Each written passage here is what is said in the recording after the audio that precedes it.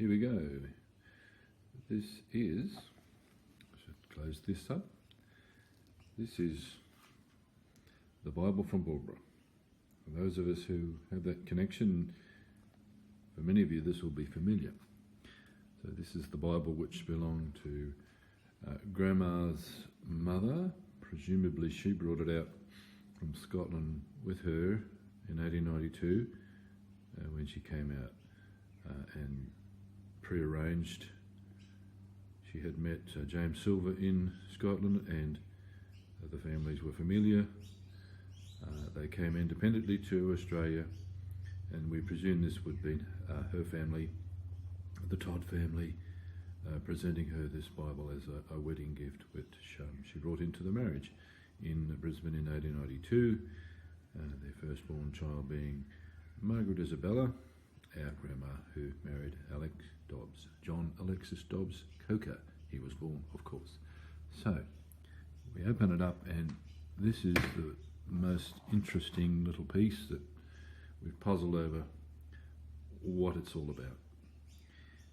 And any which way you look at those words which are stitched into this piece, the best we can come to conclude it is token, or rather a token to WS. WS may or may not represent a person, we don't believe so.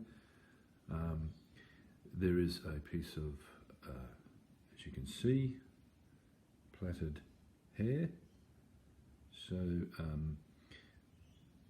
it's believed it had something to do with Grandma's sisters. She had two sisters who passed away short of their second birthday, one of them being a twin.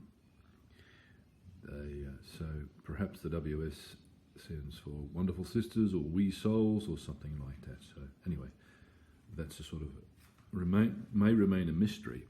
The other little piece in here is, I have the original of this actually somewhere, and it's that's Janet Todd's parents, golden wedding and diamond wedding notification. There's a year out on the dates I discovered, but I think they were in whatever. I think they were married 1857. So that's by the by. So we now look inside the Bible, and we see some other things. This is some heather, which has stayed there from Scotland, sent by Grandma's cousin. I believe it was her mother's younger sister, whose name was Joan Wilhelmina, and she was known as Auntie Dan.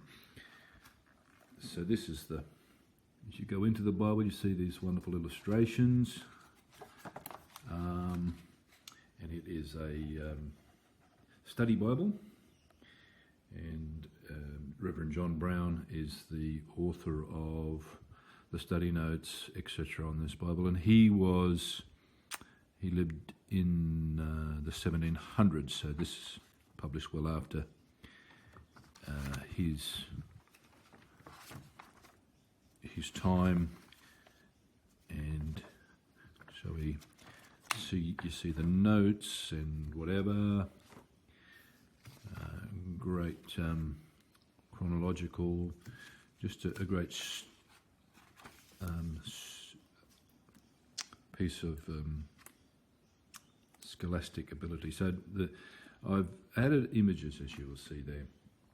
Those family portraits were empty, so I decided to add in those in our family. Of course, there's our pop, and there's Grandma, Auntie May, Uncle Ray, my mumsy, Uncle Jim, and then to Grandma's parents, James Silver and Janet Todd. And we go over to Grandma's siblings. That's Grace, who died as a baby, Uncle Jack,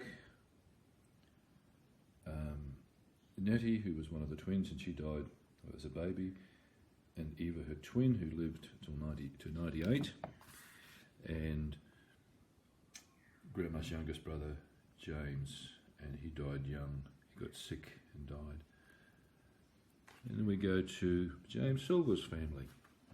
That's his mum. I don't know of any image of his dad. That's his sister Helen, whose married name was Duncan, and she ran a pub. That's Grandad Silver's brother John, who actually came to Australia, and he was in Australia. He was actually at Millmerran in 1920-21. I don't know what happened to him. I believe he went to New Zealand car tracking. Grandad Silver's brother Alexander, or Sandy, and he had a family as well, of course. We go to Grandad Silver's sister Isabella, who married late in life to the widowed brother of her sister's husband, John Duncan. Alexander Silver, now that is the son of Sandy Silver, so James Silver's nephew, died in World War One, as did the other brother, John Watt Silver, and James Silver, the youngest of the family, who came to Australia and worked on a farm in the Gold Coast hinterland at Beechmont, where he didn't marry. And then we go to the Coker family, Pop's natural parents, Harry Coker and Emily Aldridge. But of course he was raised by Emily's sister Elizabeth and her husband Charlie Dobbs. So, you know, my story, his auntie was his mother and his mother was his auntie. That's our Pop. And there's, of course, the names that have been written in over the years of family members, children, etc., grandchildren of the Silvers.